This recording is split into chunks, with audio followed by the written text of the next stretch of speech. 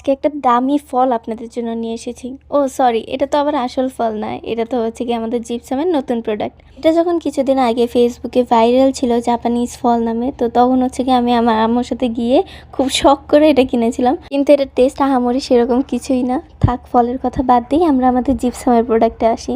এটা ডিমোল্ড করা অনেক ইজি ছিল। আপেলটার মতো এটাও খুব সহজেই বের হয়ে গিয়েছে মোল্ড থেকে।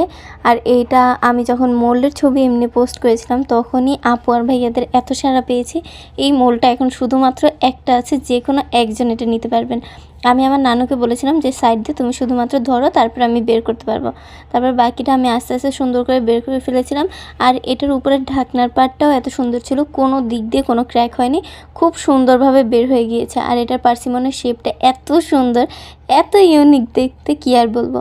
কালার করার পরে এটা সৌন্দর্য আরও বেড়ে গিয়েছে, কালারটাও পারফেক্টলি হয়েছে। কিন্তু আমি এত অধৈর্য একটা মানুষ, কালার করার পরে ভালোভাবে না শুকিয়ে না সিল করেই আমি ধরে ফেলছি, যার কারণে কালারটা আমার হাতে লেগে এসেছিলো। তারপরেও লাস্টলি এটার আউটপুটটা অনেক বেশি সুন্দর লাগতেছিল, অনেক। আর এটা আমার খুবই পছন্দের একটা প্রোডাক্ট হয়ে গিয়েছে।